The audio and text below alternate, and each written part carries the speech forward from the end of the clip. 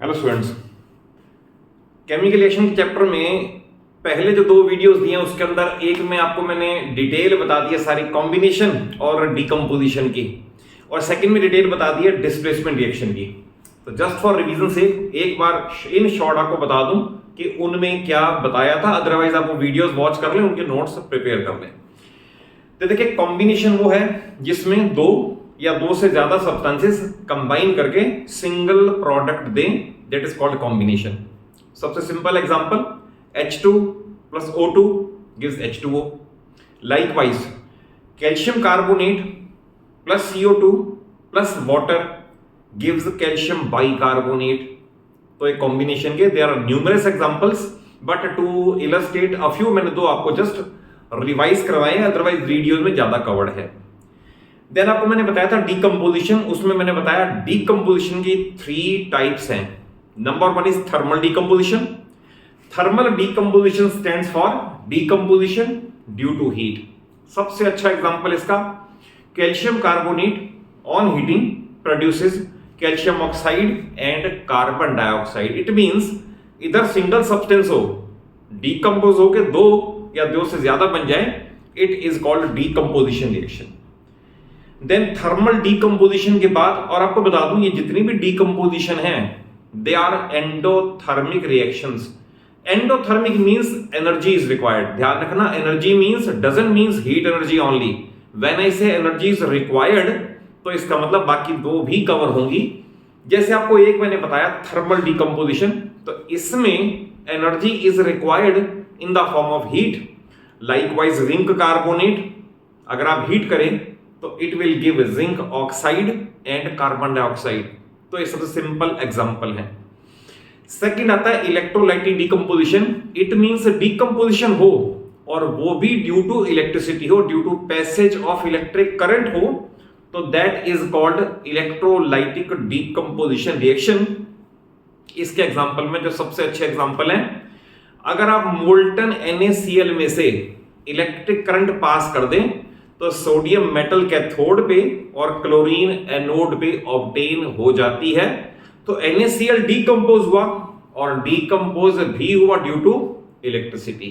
Likewise अगर एसिड्यूलेटेड water से current pass करे, व्हेन आई से एसिड्यूलेटेड वाटर, इसका मतलब वाटर जिसमें small amount of acid add कर दिया हो, उसमें से अगर करंट पास कर दें तो वो अपने कॉन्स्टिट्यूएंट गैसेस 2:1 में हाइड्रोजन एंड ऑक्सीजन में डीकंपोज हो जाता है। तो इट इज इलेक्ट्रोलाइटिक डीकंपोजिशन। और आपके जो सिलेबस में थर्ड है वो है photolytic decomposition. It means energy is required in the form of light और सनलाइट। तो इसके एग्जांपल में दो अच्छे एग्जांपल हैं, दोनों ही मैंने वीडियो में कवर करके दे रखे हैं कि सिल्वर क्लोराइड और सिल्वर ब्रोमाइड दो ऐसे सॉल्ट हैं, इन पे अगर सनलाइट फॉल करेगी तो they will decompose. Silver chloride will decompose to give silver and Cl2, and silver bromide will decompose to give silver and bromine Br2। तो आपको मैंने जस्ट रिवीजन करवा दिया। सेकेंड वीडियो में था डिस्प्लेसमेंट रिएक्शन, जस्ट वो भी बता दूं, a reaction in which more reactive element displaces, यानी हटा दे उसको, more reactive element displaces less reactive element from its salt solution is called displacement reaction. जिसमें सबसे अच्छा एग्जांपल जिस पे क्वेश्चन आपके 10th में हर लेवल पे आएगा वो यही है कि अगर blue coloured copper sulphate solution में अगर आयरन नेल्स ऐड कर दें तो क्या होगा। तो देखिए, आयरन कॉपर से ज्यादा रिएक्टिव है, तो कॉपर सल्फेट से कॉपर को डिस्प्लेस कर देगा। तो we will write Fe plus CuSO4 aqueous में। ध्यान रखना, यहां एक्वस की इंपॉर्टेंस है। क्यों? अगर सॉलिड पाउडर है, आप उसमें आयरन नेल्स डाल दो, कुछ भी नहीं होता, तो इसमें एक्वस की इंपॉर्टेंस है। तो iron nails that is Fe plus CuSO4 aqueous, तो it will give FeSO4 plus Cu, यानी जो ब्लू कलर्ड सॉल्यूशन था ड्यू टू कॉपर सल्फेट वो ग्रीन कलर्ड सॉल्यूशन में कन्वर्ट हो जाएगा ड्यू टू फेरस सल्फेट। अब इस वीडियो की बात करें तो इसमें मैं आपको कवर करके दे रहा हूं ऑक्सीडेशन और रिडक्शन रिएक्शन। आपके जो सिलेबस में है, एक है एडिशन और रिमूवल ऑफ ऑक्सीजन और हाइड्रोजन, इस कॉन्सेप्ट से समझाना, और दूसरा है गेन और लॉस ऑफ इलेक्ट्रॉन, इससे समझाना। एक और कॉन्सेप्ट भी है इंक्रीज और डिक्रीज इन मेटेलिक और नॉन मेटेलिक प्रोपोर्शन, तो आपके सिलेबस में नहीं है, उसे हम डिस्कस नहीं करेंगे। तो देखिए इसके अंदर सबसे पहले आपको पता होना चाहिए, मैंने शॉर्ट में लिख भी दिया है कि what is oxidation. Oxidation means किसी भी सब्सटेंस में ऑक्सीजन का ऐड हो जाना, एडिशन ऑफ ऑक्सीजन, या किसी सब्सटेंस से हाइड्रोजन का हट जाना, इसे बोलेंगे ऑक्सीडेशन। अगर एक याद हो गया, सेकंड उसका उल्टा ही है। यहां मैंने कहा एडिशन ऑफ ऑक्सीजन, इधर कहा जाएगा addition of hydrogen. That is reactant से प्रोडक्ट में आने पे आपने देखना। और बड़ी इंपॉर्टेंट बात यह है, कभी भी आंसर हमारा प्रोडक्ट साइड से नहीं होता, हमारा आंसर रिएक्टेंट साइड से, कि it has been oxidised, it has been reduced, तो इधर से आंसर नहीं होगा, आंसर इधर से होगा। तो इसका उल्टा ये है, इसने कहा था एडिशन ऑफ ऑक्सीजन, ये कहेगा एडिशन ऑफ हाइड्रोजन। इसने कहा था रिमूवल ऑफ हाइड्रोजन, इसमें आएगा रिमूवल ऑफ ऑक्सीजन। और इलेक्ट्रॉनिक कॉन्सेप्ट से आप याद कर लें, लॉस ऑफ इलेक्ट्रॉन ऑक्सीडेशन है, गेन ऑफ इलेक्ट्रॉन रिडक्शन है। एक और बात इनमें ये भी पूछ लेते हैं, what is oxidising agent and what is reducing agent. तो इस पे ज्यादा रिसर्च करने की नीड नहीं, आपको एक सेंटेंस बता देता हूं। The substance oxidised is always reducing agent and the substance reduced is always oxidising agent. तो उस पर रिसर्च नहीं करनी, सिर्फ आप ये देखोगे कि यहां से यहां आने में क्या चेंज आया, और उसके एक बार को मैं लैंग्वेज में प्रोनाउंस कर दूं। बेटर ये होगा कि आप अपने इसके नोट्स प्रिपेयर कर लो, जैसा मैं प्रोनाउंस करूं, मुझे लर्न है, आपको लर्न हो जाएगा, आप अपने नोट्स प्रिपेयर कर लें और वैसे ही लिख के आओगे तो कोई टीचर कहीं पे मार्क्स डिडक्ट नहीं करता। जैसे सपोज ये मान लो ये एग्जांपल आ गया, आपको रिएक्शन गिवन है और आपसे ये पूछेंगे इसमें सब्सटेंस ऑक्सीडाइज क्या हुआ, सब्सटेंस रिड्यूस क्या हुआ, ऑक्सीडाइजिंग एजेंट क्या है, रिड्यूसिंग एजेंट क्या है। तो मैंने जस्ट फॉर रेफरेंस से एरोज लगा दिए हैं और आपको भी यही काम करना है, ये देखना है चेंजेस क्या आए। तो मैं ये लिखूंगा, यहां पर हाइड्रोजन था, ये वाटर हो गया, तो यहां से यहां आने में ऑक्सीजन का एडिशन हो गया। तो I will write hydrogen is converted into H2O, that is addition of oxygen has taken place. फिर लिखना है since addition of oxygen is oxidation, तो देयरफॉर हाइड्रोजन इज ऑक्सीडाइज्ड, यानी इसका ऑक्सीडेशन हुआ है। और साथ साथ फिर ये भी लिख दें, अगर हाइड्रोजन ऑक्सीडाइज्ड है तो ये फिर रिड्यूसिंग एजेंट है। At the same time we will write hydrogen is reducing agent. यहां कॉपर ऑक्साइड, यहां से यहां आने में ओनली कॉपर रह गया, ऑक्सीजन रिमूव हो गया। यहां मैंने लिखा है removal of oxygen is called reduction, तो we will say copper oxide has been reduced, copper oxide has been reduced, therefore copper is oxidising agent. ये सारी लैंग्वेज आपको ऐसे ही लिखनी पड़ेगी जैसे बताई क्या क्या चेंजेस हुए।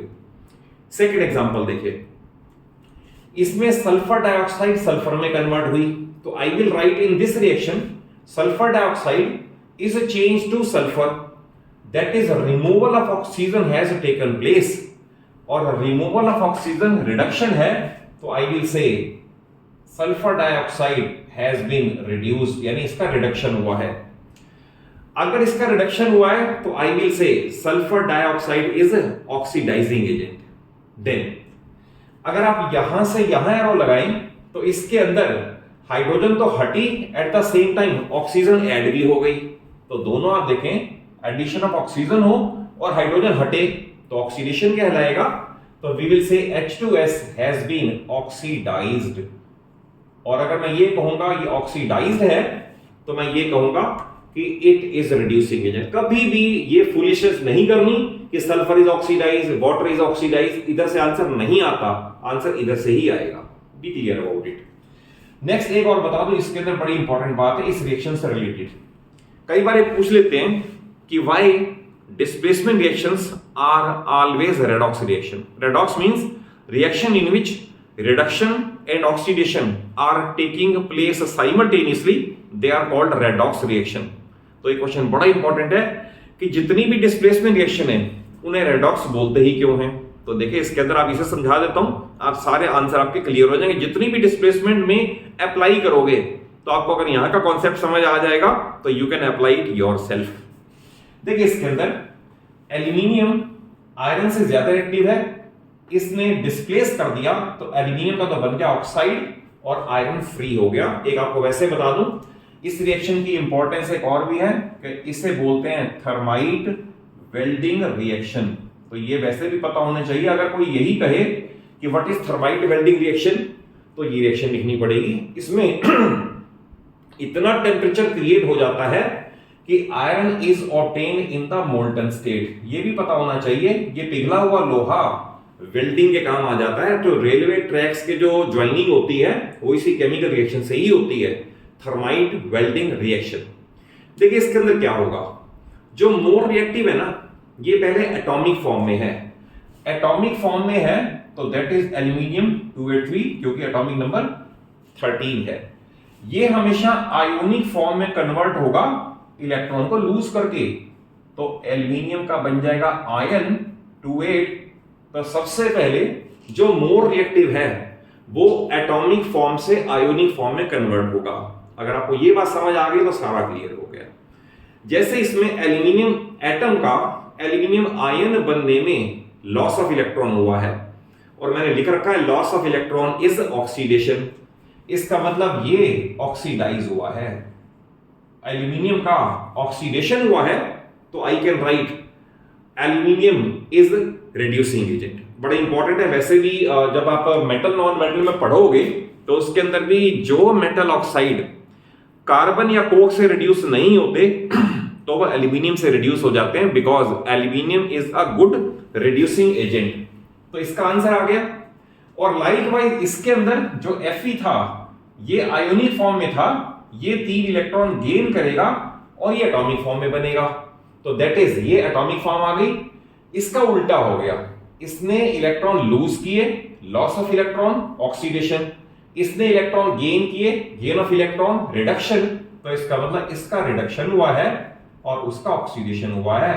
और जितने भी डिस्प्लेसमेंट रिएक्शन में होगी उनमें यही होगा कि मोर रिएक्टिव आयोनिक में कन्वर्ट होगा, आयोनिक यहां मॉलिक्यूल बनाएगा, और लेस रिएक्टिव आयोनिक से एटॉमिक में कन्वर्ट होगा और एटम बनाएगा।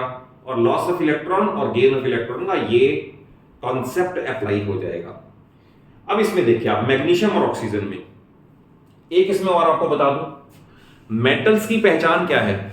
मेटल्स वो हैं जिनके वैलेंस शेल में, valence shell means electronic configuration में आउटर मोस्ट शेल, उसमें अगर 1, 2 या 3 इलेक्ट्रॉन्स हैं तो वो मेटल है।